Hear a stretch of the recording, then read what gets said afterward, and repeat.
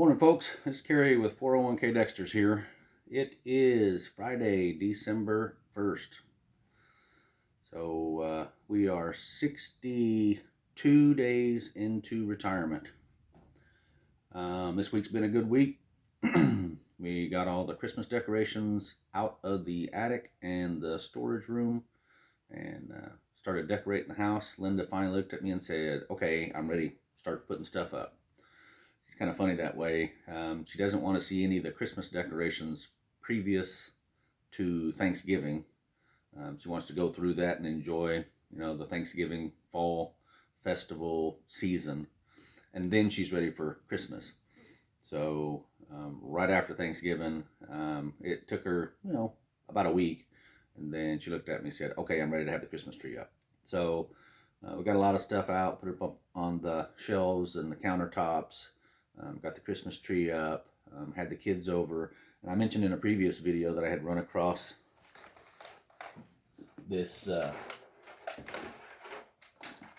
old handyman Sony camera and the cord to operate it and plug it in, and then found all these tapes sitting around. So we had the kids over and pulled out an old TV, plugged it in, and pulled up old Christmas videos for Nellie to watch when she was a kid. And she was probably, in the ones that we were watching the other night, she was probably 6 or 7 years old. I told her that by watching them, it'll trigger memories and help her remember certain things.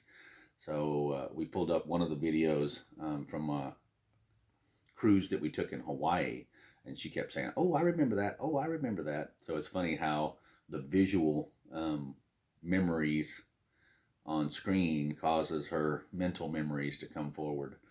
And she was really getting into it, so it was quite fun watching her and her husband Trey. And then he said, "Yeah, I remember my uncle coming to a lot of the holidays and bringing his camcorder." He said, "So I'll have to reach out to him and see if he has any of those videos that he can ship me." So I had a good time, family time. That's what the holidays are about. So today's video, I just kind of wanted to throw together. I had mentioned before that nobody from work that I used to work with had reached out and touched base with me, other than a couple people that I had retired, and I keep in touch with them and ask them how retirement's going and how they're feeling, and kind of check in with them. But I did get a call on Wednesday from a guy that I used to work with. Keith is retired military. He came on board and started working on one of the programs that I was a task lead on. And then he eventually ended up taking over being a task lead on that program as I moved on to other stuff, and then left that division for another division, and then came back. And he and I had become pretty good friends. We've gone out and shot skeet before, gone out and shot IDPA target shooting with our handguns. So he's one of those friends that you develop outside of the workplace. So it was good to hear from Keith. One of the first things he asked me was, "So how are you enjoying retirement? You still like it?" And of course I said, "Yes, I absolutely love it. Recommend it to everybody." Then we started talking about retirement. Keith had gone off and hired a company to look into and apply for his disability from the military. He incurred some ailments, some injuries while in the service, and this company went back and filed all the paperwork and got him 100% disability. So that's a big thing for ex-military, and as it should be for all their service that they gave to our country. I think I've told you before, some of the new visitors may not realize that both my mom and my dad were in the Air Force. So honoring veterans and service members are a high priority in my life. Very greatly appreciate all you out there that have served the country and given your time and your life to help support the country and keep us in the state that we're at. So I think we live in the best place in the world and are very fortunate and happy to give thanks to those who serve. But as I mentioned, that 100% disability will probably bring Keith in somewhere in the neighborhoods of $3,300 to $3,400 a month in disability checks.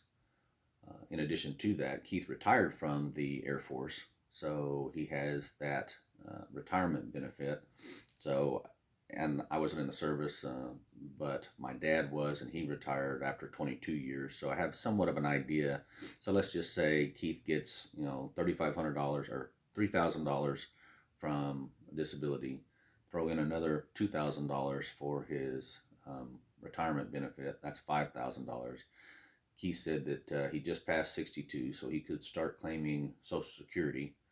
So add on to that another 2,000. So now we're up to $7,000 a month in retirement income.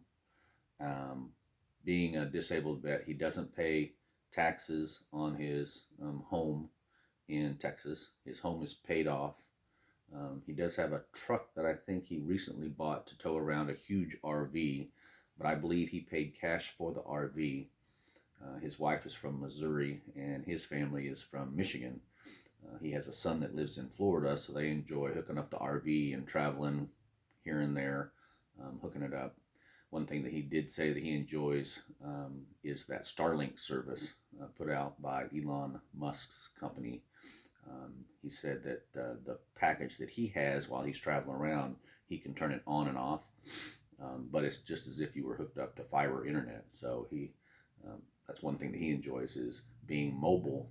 He is a remote technical writer for L3 Harris, so he can literally pack everything up in the RV, haul it to Florida or Missouri or Michigan, set up, plug in, and he can work remotely from whatever location he's at. He did say something that I've mentioned before is that he would feel guilty about retiring because he's making the most money that he's ever made in his life.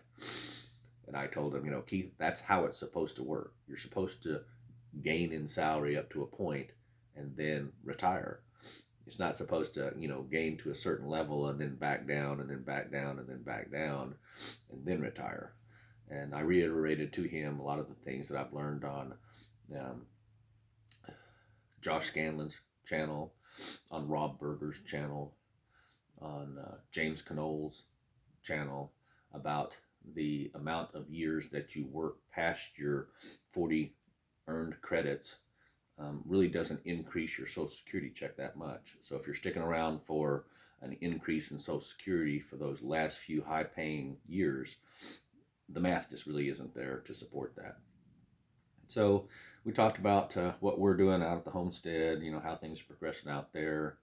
He asked if we were buying the RV yet, because our plan is to buy an RV after we sell this house, buy an RV, run the electricity up to the RV, and stay in the RV while we build the retirement home. And I told him I wasn't in the market yet, but I soon would be after we get a few repairs done around here this fall, this winter. I guess December 1st is the beginning of winter, so time's clicking away. We will be down on the property in the next 6 months, and I'll be shooting videos from there, so it'll be neat to look back on some of these videos and say, yep, it was in no time that you were down here and things in your life were changing quickly. So Keith and I reminisced a little bit. Didn't really talk about work. I wasn't interested in it. He did say that because of COVID and the ability to work remote, the technical publications department there at the facility had gone fully remote with a lot of the employees. Some of the management worked full-time in the office during the whole process, but a lot of the people were remote. But then at a certain time, they started asking people to come back into the office. Now, it wasn't a tremendous amount. It was only like, come into the office and be in the office in your cubicle or office 3 days a week. He did mention that one guy that we worked with had so much enjoyed working remotely that he told them that he didn't want to come back to work. And they told him basically, you don't have that option. You need to come back to the office. So when he did come in, he came in and he put his computer on his desk. He went down to security, took his badge off, threw it on the table, and walked out the door and quit. So you hear a lot of people, quitting, whether it's quiet quitting or abruptly quitting resigning, and that's essentially what this guy did. Was he didn't want to come back in the office, and he said he'd had enough. So talking to Keith, he said, you know, it was just a matter of time that now that he's got his um, disability check coming in, and that he could apply for Social Security if he wanted to, that it was just a matter of, okay, him coming to the point where he got fed up. And I said, okay, well, you'll get there. There'll be something that pops up that, you know, somebody wants to stick on you and blame you, or, you know, point at you and say, you know, this is Keith's fault. And he'll come to the realization that I'm tired of it and I don't want to deal with it anymore. So it was good to hear to Keith. Keith, if you're watching, appreciate the phone call, checking in. Wish you all the best of luck in your decisions going forward. If you ever need anything, you know, reach out to me and I'll be glad to, you know, talk you through it or help you rationalize your decisions.